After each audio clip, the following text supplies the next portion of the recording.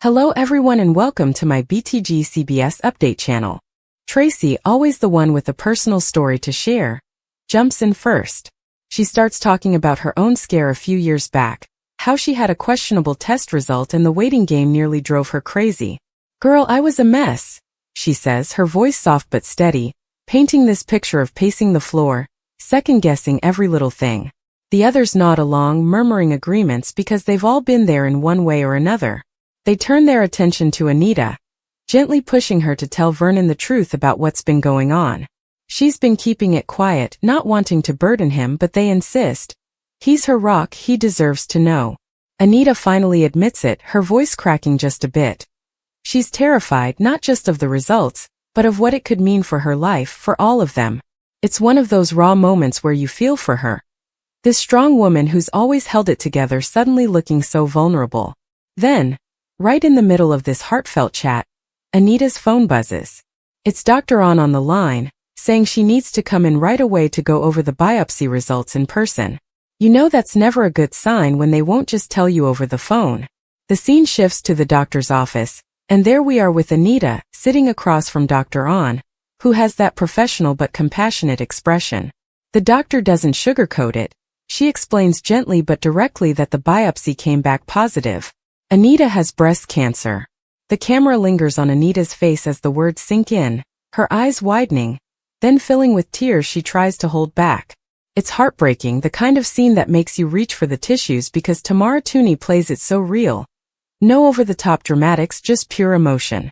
Meanwhile, over with Nicole, things are a little lighter but still complicated. She's hanging out with her sister Danny, who's in full pep talk mode. Nicole's got these two handsome guys circling her.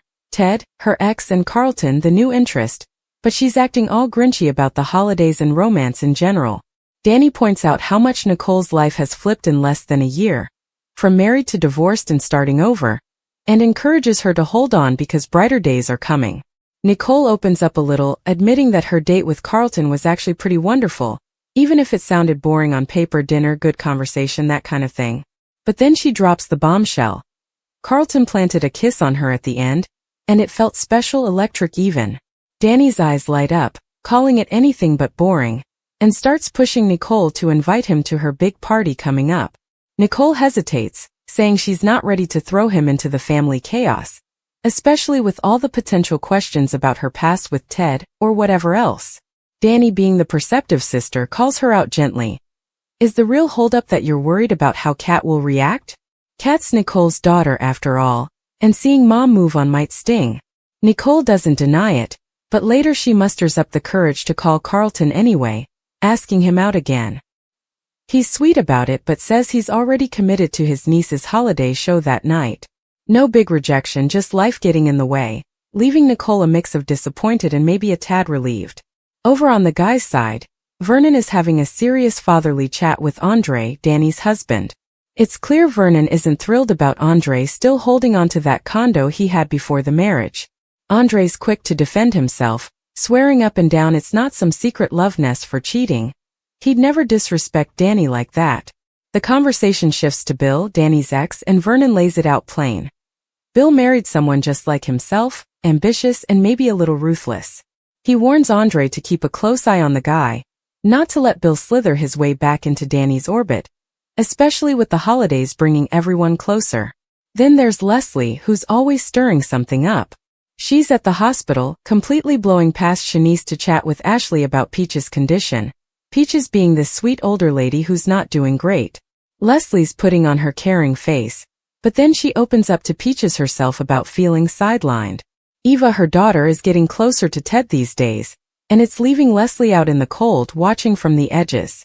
Peaches, even in her weakened state, turns it around on Leslie, making her see that Shanice isn't all bad, that she has some redeeming qualities worth noticing.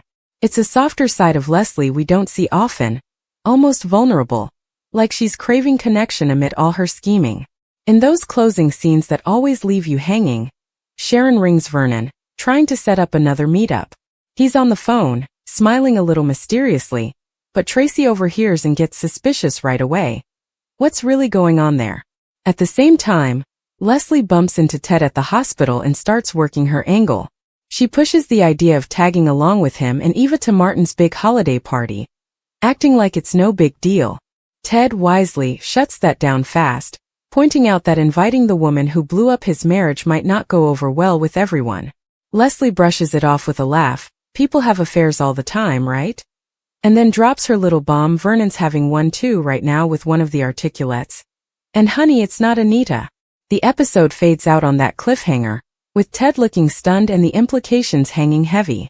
You just know this is going to explode through the Dupree family and Fairmont Crest like wildfire. Anita's dealing with this devastating diagnosis alone for now. Nicole's tiptoeing into new romance while dodging family drama.